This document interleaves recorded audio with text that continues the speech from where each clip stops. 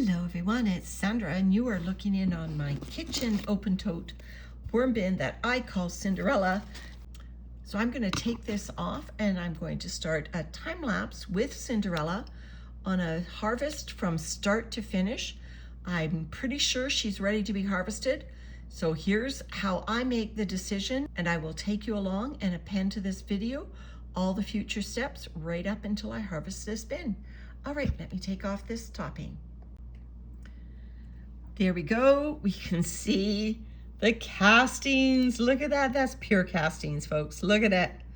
Accumulating on the burlap mat, and she's eaten her burlap mat. This is a brand new burlap mat. There are these are strawberry tops that Landon just threw in yesterday. I asked him to give them to Cinderella. She's eaten her burlap. These worms are hungry. She can't eat those Starbucks cup liners though. That's going to be there forever. So this is the end that I was gently putting some of the larger material in Cinderella. These Starbucks cup liners obviously never going to get eaten. Last time I buried just some allium stalks, but you can see I knew Cinderella was ready for a harvest. How do I make that determination? Well, first of all, just look at the richness and consistency of the material. You can see most of this. I'm not going to say 100%. It never is 100. But most of this has gone through the butt end of a worm. It's little tiny granules, and they've come out the bottom of a worm. You're always going to have these little flower stems, or at least I am, because of the nature of my feedings. In fact, this next handful, we'll see if Cinderella has totally eaten those allium that I gave her. They should be right about here. Here's the stems. Here are the allium stems. They had big dried up flower heads on them. I'll post an insert of what it looked like putting it in. Here's the flower stems from the allium, the little fine stems of that the flower was on. Not totally composted, but you know, this is okay. If this material, if these strands end up in my castings, I'm 100% okay with that. By the time the cocoons that are in here are mature, all of this will be gone. All right, so to prepare this bin for harvest, I've done a quick assessment and determined, yes, this bin is ready. Pretty much knew she would be. So after the assessment, the next thing I do, and this is what I do, is I do a side-to-side migration. So this end, the end that I've been putting the larger bits that, you know, aren't going to be composted, certainly not this time around, I've been gently throwing them in that direction. And that means that I don't have to sift this. This can go straight into my garden once the cocoons have matured with no issues whatsoever. If I find anything like this, it's a bit of hemp mat, you know, I'll feel it with my fingers and I'll throw it in that direction. But you know, even if that bit of hemp mat ended up on my wood chip garden, it would decompose out there. I'm not worried about it. I am not a purist when it comes to castings. So the step that I'm going to do now is I'm going to dig up this end and I'm going to put an attractive feeding in this end so that these worms that I am still finding hovering around in here going, where's the food? They're hungry. All I gave them for the last 2 weeks was those allium stems. They had those 2 rubbery bananas to eat that have been in here about a month. So I'll turn over that end and see whether or not they've taken care of those bananas. And I will put a baiting operation in this end so that I can pull out these castings in the next probably 5 to 7 days. It's going to take these worms to mostly vacate and go over here. There are a few sprouts in this end from that leek that we fed that will keep some worms in this area, because I won't be able to get all of the food out of this area because the castings are not 100% finished. Normally I would just use that burlap mat to do this, but as you saw, Cinderella's worms had eaten a hole in it. So I've just grabbed a napkin from our recent road trip And I'm just going to be pulling the big stem material out onto this napkin so that I don't reintroduce it into the end that I think is going to be harvested with the next check-in. So I just pull out the big bits. I'd already started doing this over the last few feedings. Now you'll see I'm kind of letting the castings fall out of my hands while I lift up these bigger stems. Cinderella gets all of my kitchen bouquets, so a lot of stems, but you know, she's been running long enough that I know that all of these stems eventually disappear. She gets all of our haircuts, and all of the hair eventually disappears. Sometimes I see it in here, sometimes I don't. Here's a hollowed out avocado shell. Again, if any of these things actually end up in the harvest that I pull out, I'll be okay with that. There's nothing in here that isn't going to be compostable either in this bin or eventually in my garden. But what I'm doing is I'm just gently, you know, kind of using my fingers as the sifter to let the castings fall through and just grab the bigger stems. You can see that there is still worm interest in this area. This is where those rubbery bananas were. So far, I haven't seen or felt any hint of the rubbery bananas. I'm not worried about the small, finer stems, you know, even things like that. I'm not really worried about those. I'm looking for big, chunky things. There's an avocado with a worm sticking out of it. Avocado pit. So I'm worried about the bigger stems.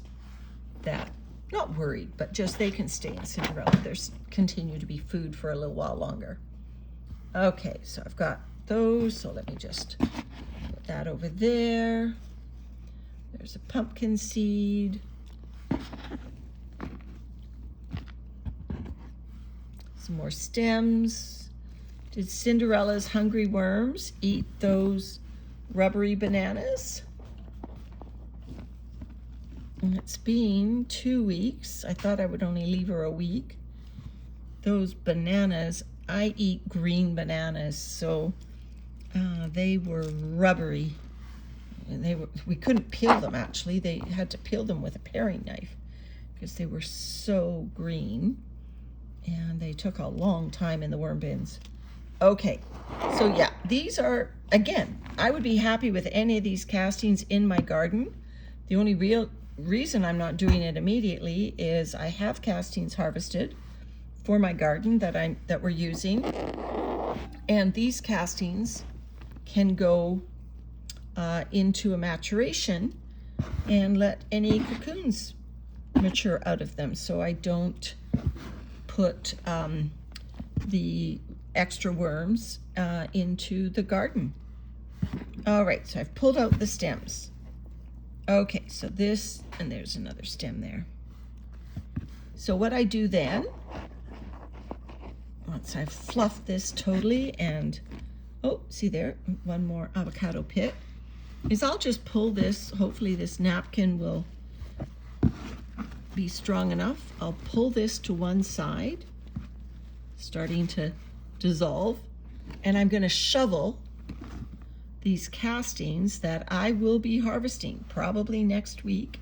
Well, it might even be 4 or 5 days, depending on how quickly Cinderella's worms respond to the bait and I get back in here. Let me just shovel this beautiful material to this end, grabbing out the last few stems as I go. You can see the moisture of these castings is really good.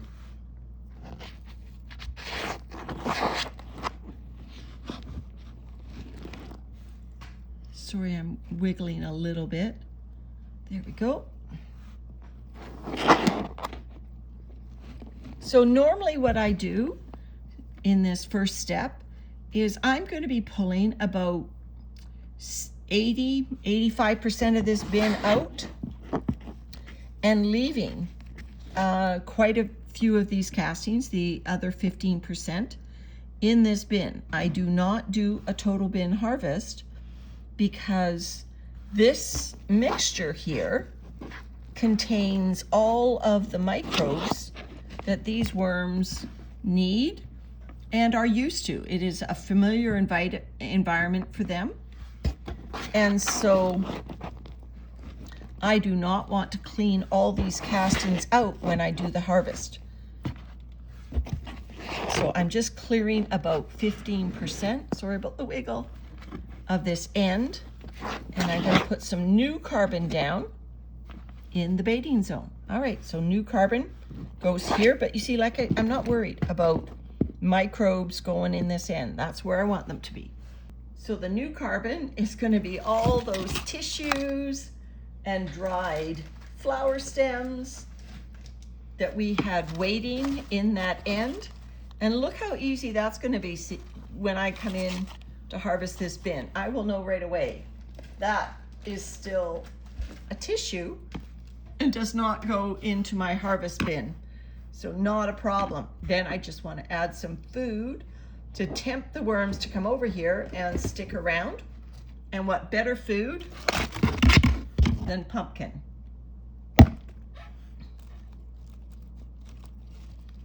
So I've got some mostly thawed pumpkin. Now this is going to add moisture, but those tissues are very absorbent. And I've just used a napkin here. So the final step will be putting that napkin in to absorb moisture as well. This is going to be a whole new bin, well, apart from this 15% end. So a nice generous feeding of eggshell grit. When I do the harvest, I'll be pulling all of this material out.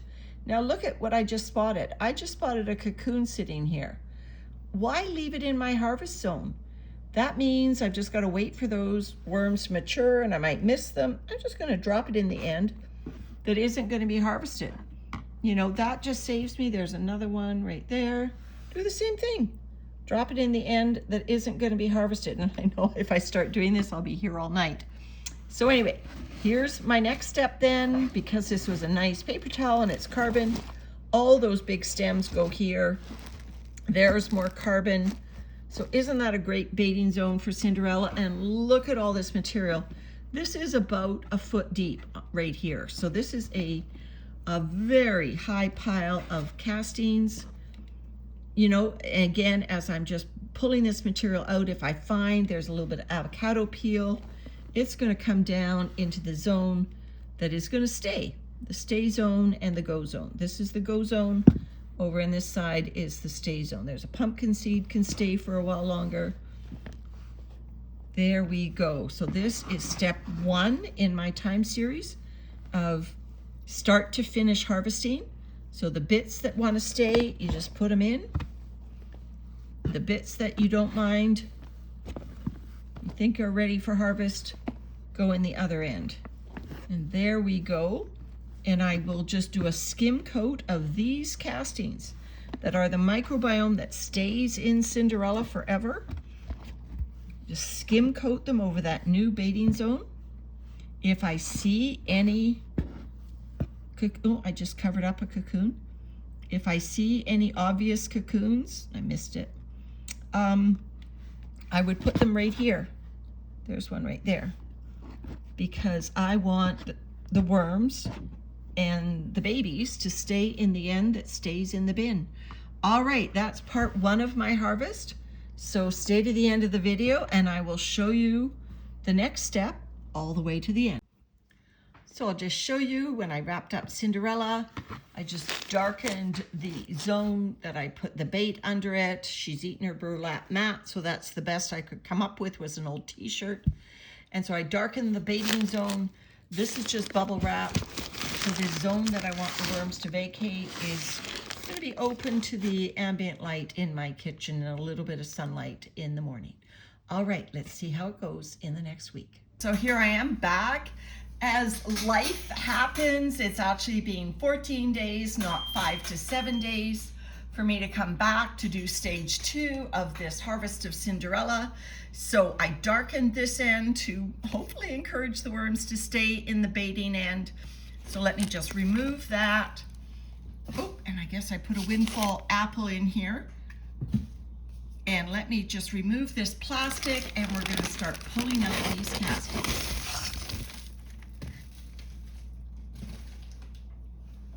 So just an initial look here, you see the feeding area has dropped. The castings are still really deep. So I'm just going to start pulling them out handful by handful.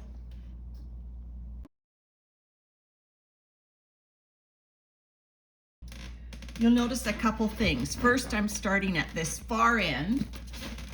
So any worms that are still in the area will feel the vibration of me disturbing the bedding here, and they'll start hightailing it in that direction.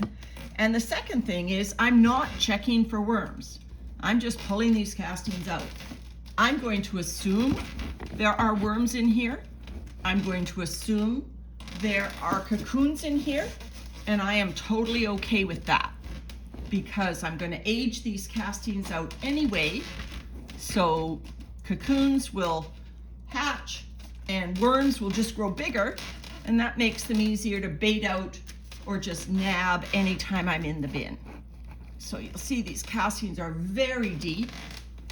I just keep going deeper and deeper.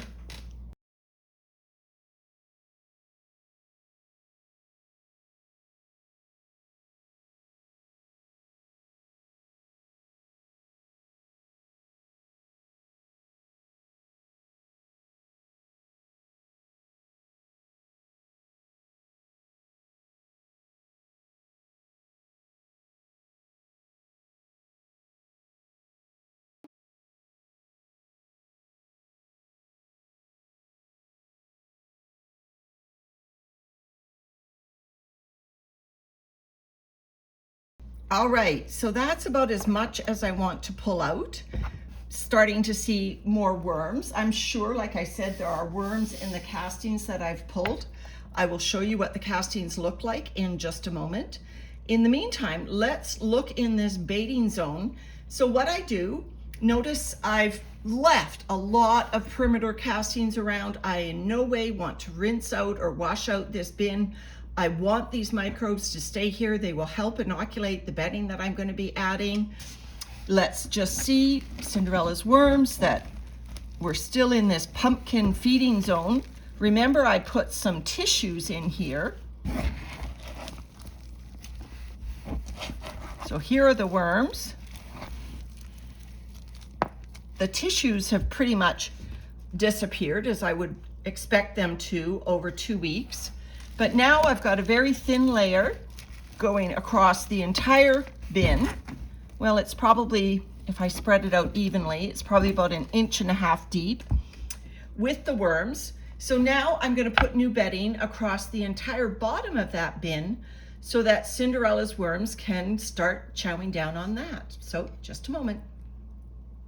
So the first bedding I'm going to give Cinderella is just some leaves with some of our pine needles in it. These are at the top of a bucket. They're mostly dry. I think towards the bottom of the bucket, there are probably worms in here. So there's a lovely layer of leaves. I'm just going to reach down in the bottom of the bucket and get some of the wet material. There we are. So that was more wet, little pill bug.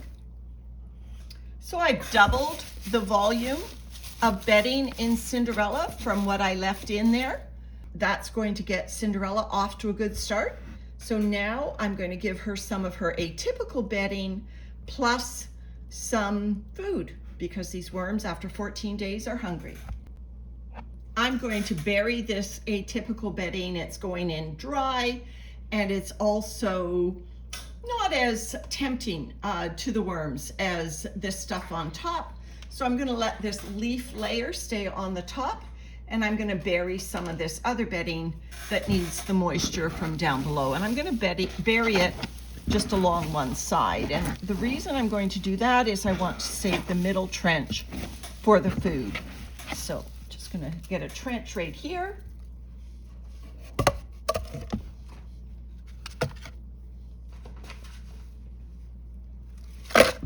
some road trip cutlery, some napkins, my husband's latest haircut, and a whole bunch of prawn shells. I've given Cinderella prawn shells before. The worms took 3 weeks to take care of them in a very moist bin. This bin is not very moist, so I will imagine that they will take longer to disappear. But now I'm just going to move this material back on top of that. And I guess I used up quite a bit of room there, so this will be the zone that I put the feeding for the worms.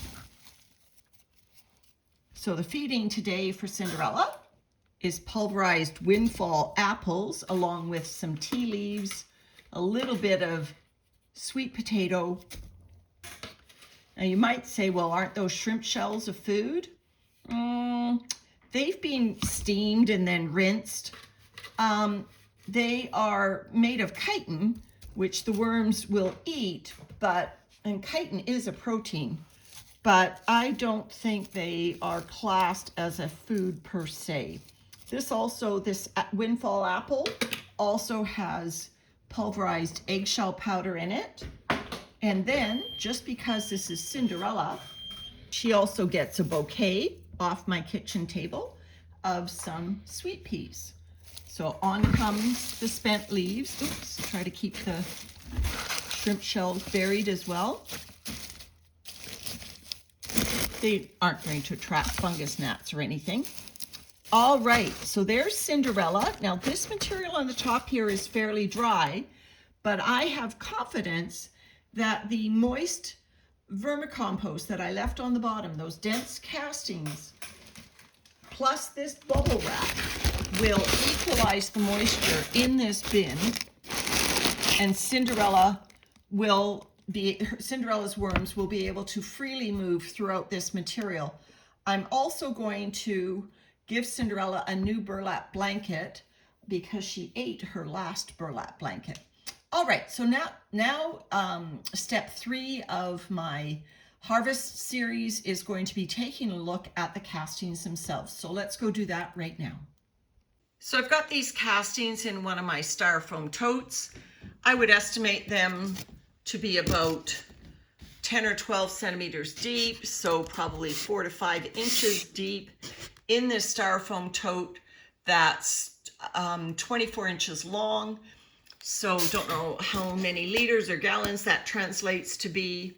So I'll post a link to the video that I put up showing why you don't need to wait, or at least I don't wait until castings are totally finished. There's a little worm that came along for the ride.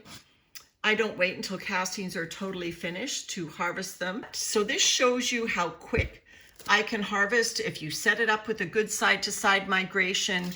This harvest probably took me 10 minutes, and Cinderella is reset and running.